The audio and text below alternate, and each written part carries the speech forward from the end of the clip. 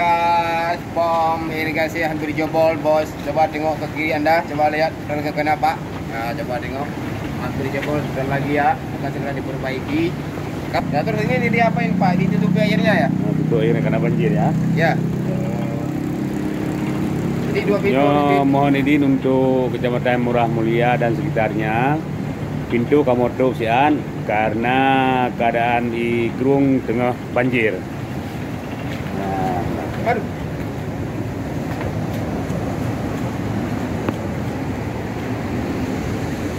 nyamban kakaya baru lihat banjir.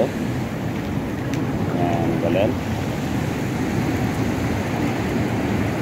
Yang dia tengah dia. Beginilah masyarakat Kecamatan Murah Mulia di irigasi Grung Baseh saat ini bagaimana? Hampir jebol. Ya. Nah, ini rabun tengah berdamang. Tadi kamu tuh pintu sian untuk tercegah dan antisipasi baik damang bak pintu katanya ada.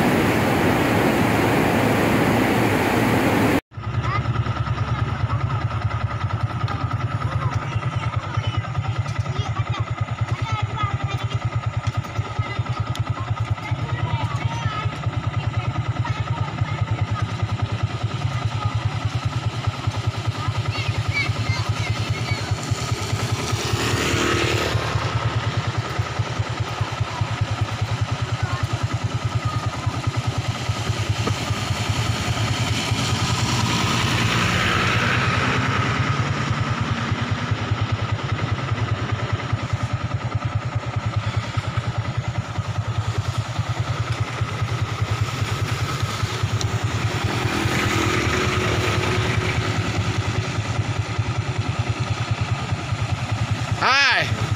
Oh.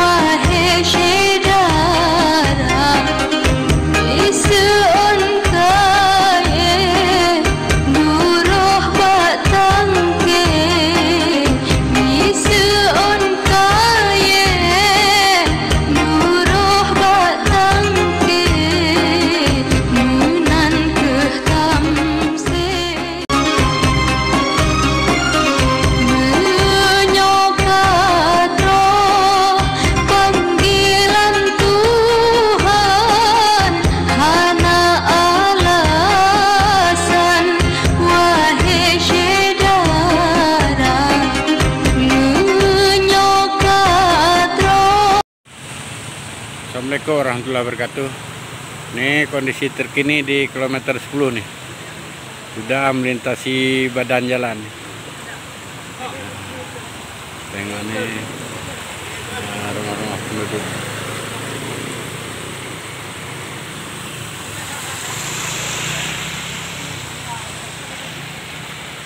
Jadi sangat deras nih, sudah tergenang rumah penduduk nih. Banyak kendaraan mati di jalan nih.